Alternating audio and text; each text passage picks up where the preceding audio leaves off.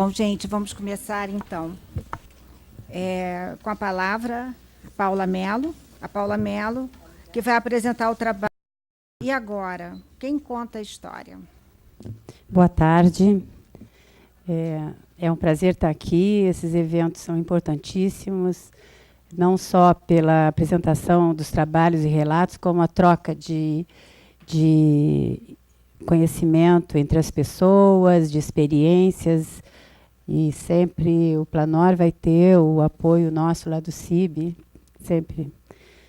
Eu trouxe aqui um trabalho que traz uma breve reflexão sobre o problema dos furtos e roubos e seus prejuízos, e também, especificamente, um furto que nós fomos vítimas, e também o relato da criação de um comitê que se fez necessário em 2017. Então, muito se tem visto em jornais, revistas, televisão, né, falam sobre roubos e furtos em instituições culturais de ensino, bibliotecas, arquivos e museus. Eu lendo a Valéria Gauss, ela fala que os livros são roubados por uma variedade de pessoas e diferentes motivos. E eu encontrei uma fala do John Jenkins, presidente de segurança da Antiquarian Booksellers Association of America, que ele estabeleceu categorias para os ladrões de livros. Eu achei interessante, trouxe aqui. O primeiro é o cleptomaníaco, é aquele que sofre impulsos para roubar os livros. O segundo é o ladrão que rouba o livro para o seu próprio uso e posse. O terceiro, o ladrão que rouba por ódio, provavelmente para destruir o material, simplesmente do mal. O quarto, o ladrão casual. Né? Tá ali, né? Tá dando mole, quem sabe, pega, não sei nem porquê, mas existe. O quinto, que é o ladrão que rouba para obter lucro, e eu botei o senhor esse na foto, porque a gente já sabe que ele foi solto, né? Ele cumpriu pena, e eu acho que ele se enquadra nessa categoria, entre outras, que o Jenkins não pensou. Então, quando uma obra rara é furtada, e ela é única, e ela é furtada, é dilapidada, ou ela é vendida, junto com ela vai um pedaço da história da humanidade. A história se perdeu ali, no caso dessa obra não ser mais recuperada. Esse vazio que fica ocasiona uma lacuna histórica e uma sensação de frustração por parte daqueles que trabalham na guarda, manutenção e disseminação de seus conteúdos. Isso é muito sério, porque geralmente quem cuida de coleções raras e especiais são pessoas extremamente abnegadas nesse trabalho, geralmente únicas, que ficam a vida inteira trabalhando, se aposentam, fazendo a mesma coisa. Então, quando acontece uma coisa dessas, o sentimento de frustração é muito grande, é como se anos e anos de trabalho tivessem sido jogados no lixo. Você sente, a pessoa fica entristecida, alguns ficam até doentes. E dependendo do local onde essa biblioteca está inserida, às vezes melhora, às vezes piora. Então, a recente onda, né, de furto de obras raras especiais nas bibliotecas brasileiras lançou à luz sobre um problema muito sério que é enfrentado nas bibliotecas, e especialmente, eu vou falar no caso das bibliotecas universitárias, que além da falta de estrutura física, existe a ausência de segurança no armazenamento, na vigilância, poucos recursos destinados especificamente a esse tipo de acervo e a falta de preparo de profissionais que lidam com essas obras. As atuais tecnologias, as recomendações dos órgãos nacionais e internacionais sobre patrimônio bibliográfico, os movimentos internacionais de gestão desse patrimônio são alguns aspectos que necessitam de um olhar diferenciado do profissional bibliotecário que atua nas bibliotecas universitárias. Com a invenção da escrita, uma breve reflexão, né? Com a invenção da escrita, houve uma mudança na memória coletiva, pois desde a sua origem, ela foi utilizada para transmitir as mensagens dos homens, a partir de textos e documentos de todos os gêneros. Anteriormente, a troca de informações se dava pela tradição oral e por objetos colecionados, tábuas, vasos, estátuas, etc. Dessa forma, a acumulação dos documentos escritos mudou radicalmente a atitude da sociedade perante o passado. A partir do século XIX, denominado por especialistas da área de século da história, o significado simbólico dos monumentos públicos é ampliado, constituindo-se em autorrepresentação nacional. Contudo, no Brasil, somente na década de 80, destacam-se as questões da memória, da preservação e das coleções depositadas nas bibliotecas, arquivos e museus, como lugares de memória e também como instrumento de reconstrução e testemunho da lembrança como garantia da interação história-memória. Encaminhando a questão do patrimônio cultural, o IPHAN estabelece, o artigo 216, isso já foi até falado aqui nesse seminário, que conceitua patrimônio cultural como sendo os bens de natureza material e imaterial, tomados individualmente ou em conjunto, portadores de referência à identidade, à ação, à memória dos diferentes grupos formadores da sociedade brasileira. Com relação à proteção e conservação do patrimônio, cabe citar o Dr. Rodrigo de Melo Franco, que foi diretor do Serviço de Patrimônio Histórico Nacional, SPAN, de 37 a 67, preocupado com o estudo sério e a proteção eficaz do acervo documental do Brasil, argumentou que cada cidadão é, de algum modo, condômino dos bens de valor histórico e artístico existente no país. Vamos ao caso específico da Biblioteca Pedro Calmon. Eu aqui pediria a vocês, para quebrar um pouco a rigidez da formatação, que o Zé Tavares, em algum momento agora, que eu vou falar da Biblioteca Pedro Calmon, se quiser interromper e acrescentar alguma coisa, por favor. Tá? Então, ali vocês têm a imagem do campus da Praia Vermelha, que fica na Avenida Pasteur, com a Venceslau Braz.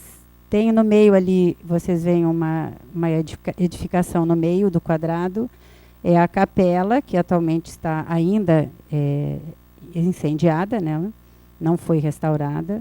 E na fachada, exatamente em frente, a partir do meio para lá, você tem a Biblioteca Pedro Calmon no térreo até quase a esquina. Então, ela tem janelas de madeira grandes de um prédio antigo, que não podemos colocar grade, não podemos colocar tela, não podemos nada. Então, e na parte de dentro são portas que dão para um corredor, que aí sim, as portas a gente tem como manter algum tipo de controle. Essa biblioteca se originou da antiga Biblioteca Central da Universidade do Brasil, que foi criada em 1945, ainda na Rua do Ouvidor. Em 1950, as novas instalações da biblioteca foram inauguradas no Palácio Universitário e na Praia Vermelha. O acervo foi formado com obras que vinham da antiga biblioteca da Escola Politécnica e também a partir de doações de homens ilustres e instituições culturais, além de aquisição de coleções pessoais. Atualmente, a Biblioteca Pedro Calmon abriga um valioso patrimônio, formado por bens culturais, informacionais e documentais, com cerca de 20 mil volumes distribuídos de modo geral nas seguintes coleções. Ali vocês podem ver um pedacinho do lado esquerdo da biblioteca, que tem algumas mesas de leitura. Essa outra foto é no mezanino, tirada no mezanino, que dá para ver a mesma sala que ela embaixo. E nessa parte de cima ficam as obras raras, né, Zé? Bem, então essa coleção, ela tem a coleção de obras raras, tá? Que é oriunda em quase toda a sua totalidade, como eu disse, da Escola Politécnica, derivada dos cursos da Academia Real Militar, estabelecidos à época do Brasil Colônia e Império.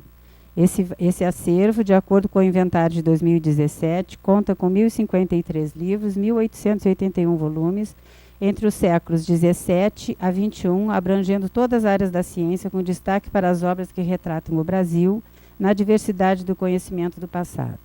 A coleção Afonso Carlos Marques dos Santos, que foi uma coleção doada em 2004, 8.267 volumes, 9.361 títulos, desculpem, 9.361 volumes, livros, periódicos, trabalhos científicos, teses, dissertações, telas, quadros, diplomas, materiais tridimensionais, documentos pessoais e sonoros.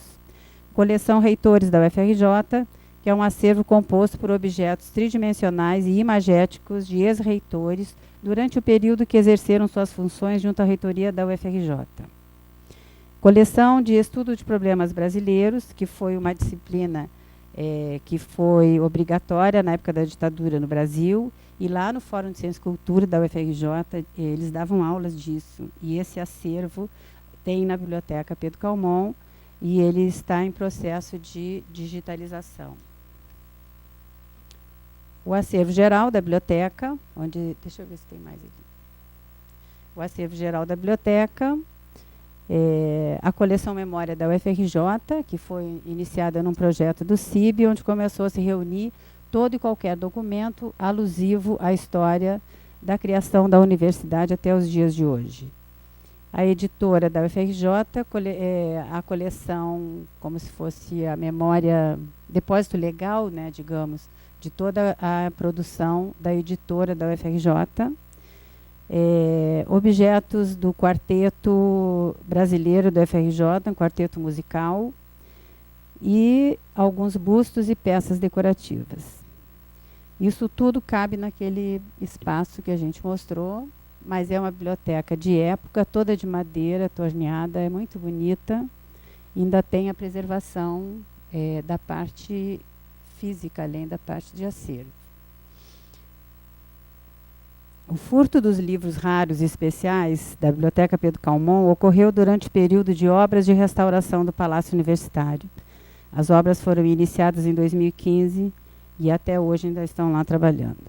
Por determinação do DIPRIT, que é um setor de preservação de imóveis tombados da UFRJ, todo o acervo foi acondicionado por material plastificado, foram cobertas as estantes, com o objetivo de preservar as obras de possíveis inundações do telhado e pó de cal oriundos da obra a ser executada. Isso foi, assim, aceito por todos, porque a poeira do cal era uma coisa assim, eram nuvens, né? Eram nuvens. Então, tinha que embalar as estantes para não entrar aquele coisa. Bem, a empresa, então eu falei que tinha janelas, né, para o lado de fora e para o lado de dentro as portas e um corredor. A empresa contratada para a obra fechou o corredor de acesso à biblioteca com tapumes. E, na ocasião, nós fomos orientados a não permanecer no espaço, porque era obra de telhado, podia cair alguma coisa pelo forro e machucar alguém. Então, era proibido ficar dentro dos espaços para evitar tipo de processo, alguma coisa assim, né? Mas a equipe da biblioteca ia todos os dias fazendo um rodízio para fazer uma verificação, dar uma arejada, ver, fazer presença, enfim, iam lá. E o acervo totalmente coberto por plástico, né? Durante a obra, esse corredor ficou fechado até às 18 horas, depois até às 22 horas, né? Para dar acesso a uma outra unidade, que foi a Faculdade de Educação, que foi ocupar o piso superior. Em fins de 2016, através do contato por telefone da Polícia Civil de São Paulo, do Estado de São Paulo, foi que tomamos conhecimento do furto. Os investigadores do caso encontraram 5 volumes de livros raros e alguns ex-libris da Universidade do Brasil na residência do ladrão. Foram recuperados 5 volumes e 4 que não tinham muito valor, encontrados nas estantes da USP. Tem um detalhe, né, Zé, que os livros eram iguais, né? Quer falar isso, Zé? Além dele furtar os livros raros, como essa obra, né, nós tivemos que transferir parte do acervo para outro local. Aí o que ele fez? Ele teve até tempo de pesquisar enciclopédias encapadas de verde, coisas assim, livros parecidos com o que ele queria furtar em São Paulo, ele levou para São Paulo.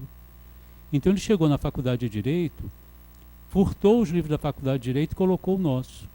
E a bibliotecária viu a lombada e disse, não, isso aí é nosso. Mas depois que ela foi abrir a estante para ver, os livros eram da UFRJ, que estavam em São Paulo. Então, além disso, dele ter furtado os livros, não foi só ele, foi uma equipe, eram várias pessoas, ele comanda, e aí eles vão lá e fazem todo esse trabalho. Várias vezes eles foram fazer isso. Inclusive aí entra a questão da vigilância da instituição, né? Na época não havia recursos, acho que até agora não tem, para contratação do número ideal de vigilantes dentro da universidade, e biblioteca nunca é prioridade para ter um vigilante na porta. Temos algumas na UFRJ que tem uma vigilância própria, mas geralmente com alguma unidade ou uma decania que tem algum recurso extra-orçamentário e consegue manter aquela pessoa.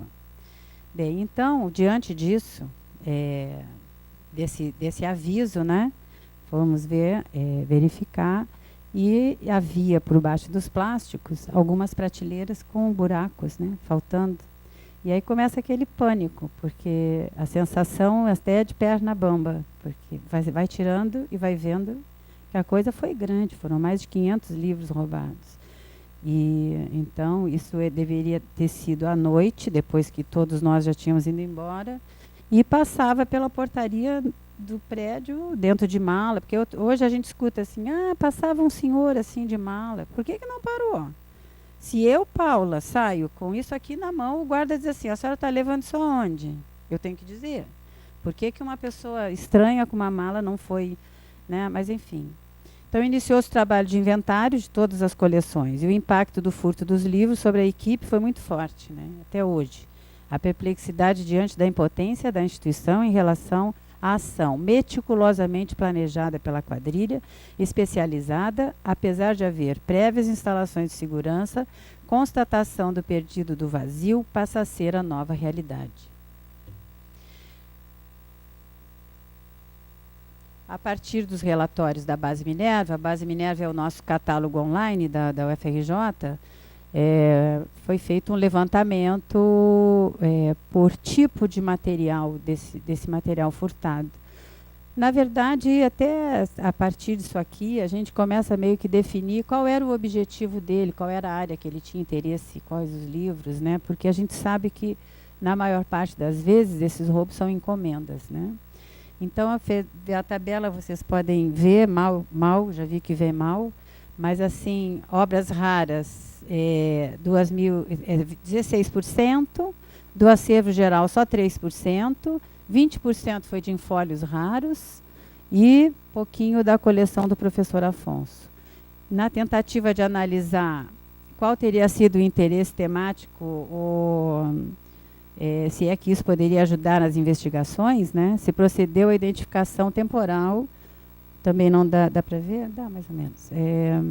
Dos títulos, né? Então, aí nesse quadro você tem que a grande concentração de obras raras foi do século XIX, 266 obras do século XIX, 33 do século XVIII, 30 do século XVII. Então, assim, 13% do furto foi em cima do século XIX. Quais foram as ações preventivas e administrativas que foram tomadas, né? Na verdade, na realidade, as bibliotecas se veem quase sozinhas nessa fase, uma vez que as instituições têm outras preocupações quase na mesma ordem de grandeza e deixam muito do fazer para o próprio bibliotecário. Sendo assim, algumas providências foram tomadas pela biblioteca, Pedro Calmon, pelo CIB e pela reitoria. Então, a partir de maio de 2017, foram iniciados os contatos com The Art Loss, que é a The Art Loss Register, que está auxiliando na localização e resgate dos livros furtados, junto a antiquários e leiloeiros. Eles ficam mandando relatórios para o Zé Tavares permanentemente. Essa instituição ela tem o objetivo de tentar dissuadir o roubo de arte e reduzir o comércio dessa arte roubada. São pesquisados mais de 400 mil itens todos os anos contra o banco de dados com o banco de dados do Art Law Register por comerciantes de arte, museus, casas de leilões, penhores, agências de aplicação da lei do mundo inteiro para verificar o status e determinar se há um risco de venda não autorizada. Após o conhecimento da autorização da capacitação, isso aí foi assim, outro baque, né? Quando tivemos conhecimento da captação de recursos no valor de R$ 771 mil pela Ancine para exibição do filme Confissões de um Ladrão de Livros, aí nós contactamos um repórter da Folha de São Paulo, Zé fez uma reportagem sobre o furto, falando do filme. A reportagem intitulada foi "O FRJ sofre o maior furto de livros raros do Brasil". É assim como se você levasse um tapa assim, vendo isso no jornal, mas tinha que fazer. Foi publicada em abril de 2017. Essa reportagem ressaltou o valor dos livros raros furtados e a indignação da classe de bibliotecários pela aprovação do financiamento desse filme sobre a vida de Laércio, o ladrão. Após a reportagem, iniciaram-se algumas ações da reitoria visando dar maior segurança para a biblioteca. Foi criado um grupo de trabalho, porém, tendo em vista a falta de dotação orçamentária, até a presente data, nada foi executado. Fizemos um ofício para a Superintendência da Receita Federal, 7ª e 8ª regiões, Rio de Janeiro e São Paulo, solicitando alerta para possíveis envios internacionais e a comunicação frequente com a Delemap Rio de Janeiro. Então, assim, isso que aconteceu, aliado ao fato constatado que nós temos várias bibliotecas universitárias no Brasil que possuem coleções raras e que estão no mesmo, não digo um desamparo total, mas assim, necessitando de amparo e de uma certa organização, foi pensado a criação do CARI, que é o Comitê para Obras Raras e Especiais. O CARI foi criado a partir dessa constatação da importância das coleções raras e especiais nas bibliotecas universitárias brasileiras e da carência de orçamentos, políticas voltadas à segurança e tratamento desses acervos e formação acadêmica especializada. Algumas bibliotecas universitárias, elas têm essas obras raras e têm que lidar com as duas realidades distintas: manter acervos e ambientes e atendimentos especializados para ciência, tecnologia, ensino de graduação, pós-graduação e pesquisa, e ao mesmo tempo ter que tratar dessas coleções raras que requerem, todo mundo sabe aqui, uma outra condição de trabalho. E dividir espaço, pessoal e recursos, né? Então, por isso, o CARI foi formado, tá? E para acompanhar a gestão dos acervos raros e especiais das bibliotecas universitárias. E, a princípio, os objetivos dele foi organizar um fórum de coleções raras e especiais, que foi feito em Salvador, durante o período do SNBU, no Instituto Histórico e Geográfico da Bahia. Foi um espetáculo, o seminário foi maravilhoso. Depois, o outro objetivo é fazer um curso de especialização em gestão de coleções raras e especiais e a criação de um catálogo coletivo nacional de obras raras e especiais das bibliotecas universitárias. E aqui eu queria destacar que eu fiquei conhecendo em Rio Grande, as colegas de Rio Grande que estão aqui já apresentaram um trabalho, que fizeram uma mesma iniciativa, vocês vão ver. Eu já vou citar o trabalho. Bem, a CBBU, o que a gente queria? Pegar o CARI e colocar ele sob a chancela de algum órgão mais importante, porque se o CARI pegar bem, a gente, através de uma chancela, a gente pode ir galgando contatos dentro de uma estrutura administrativa nacional, né? Local, ou estadual, ou federal. Ele foi oficializado em outubro de 2017. Na ocasião, lá em Salvador, foram abordados conceitos, características, necessidade de definição de políticas, diretrizes, sugestões de tratamento e preservação de obras raras e especiais. Foi também debatida a necessidade de haver mais incentivo na formação de profissional especializado desde a sua graduação. Então, a ideia é tentar incentivar algum incremento desse conhecimento nos cursos de graduação de biblioteconomia. Então, destacou-se um levantamento das coleções raras especiais existentes nas bibliotecas universitárias, acervos, quais as condições físicas desses acervos, qual é o tratamento técnico, política, segurança, orçamentos, etc. Bem, e outra coisa que a renovação dos quadros de profissionais ocorrida nos últimos anos nas universidades vem deixando bem claro que houve uma preferência pela formação voltada pelas tecnologias e para a produção científica, em detrimento de técnicas voltadas para coleções especiais. E sempre tem alguém que gosta, sempre tem alguém que quer. Então, a gente tem que ajudar na formação desse profissional.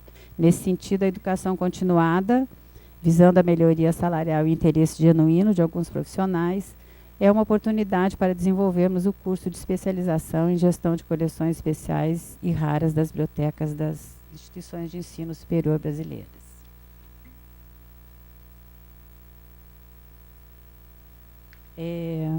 Então, assim, quem é presidente do CARI sou eu, e a Márcia é a vice da Unirio. Temos vários colaboradores importantes, como o Fabiano Cataldo, que está aqui. Fabiano? Está lá. Né, o professor André, entre outras pessoas. Então, lá dentro da UFRJ, a gente começou a fazer alguns trabalhos para ajudar a dar os primeiros passos dessas iniciativas, né? Então, nós desenvolvemos um questionário, e aí está a nossa coincidência com o pessoal de Rio Grande, e eu também sou de Rio Grande. E então, para saber assim, nós fizemos questionário para as 45 bibliotecas da UFRJ, fazendo perguntas sobre o acervo raro, se tinha, se não tinha, qual tinha, condições, tratamento, um questionário bem bacana. E nos deu condições até para usar esse resultado para fazer diagnósticos e planejamento e tal. Então, fala do primeiro questionário. Deixa eu ver se eu estou com transparência para isso.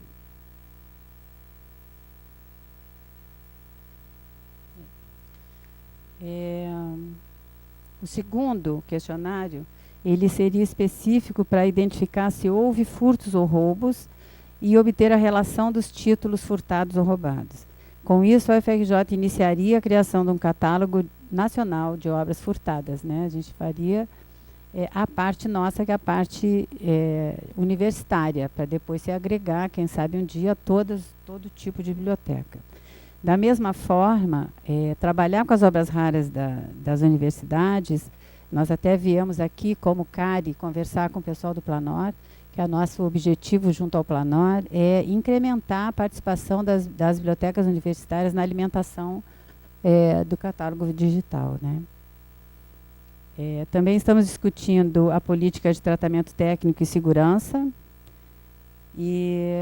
Estamos fazendo a normativa, já está pronta, uma normativa, né, para segurança dos acervos raros. E foi criado e formatado um curso de catalogação de obras raras para ser oferecido para o nosso pessoal. E conforme for o resultado, nós vamos abrir esse curso para pessoas de outras instituições. E todas as medidas que a gente faz parece não serem suficientes nunca. Mas a gente tem que ter a consciência, né, do valor que as obras raras têm para a construção da história da humanidade. Acreditamos que o próprio CARI possa vir a contribuir, sendo um canal de comunicação também, um dia entre governos, órgãos de fomento, que possam trabalhar junto com a gente. E aí, cada livro furtado é um pedaço da história que se perdeu. A memória perde a contribuição dos documentos escritos, das narrativas escritas e ilustradas, e fica o vazio. É isso, gente. Obrigada.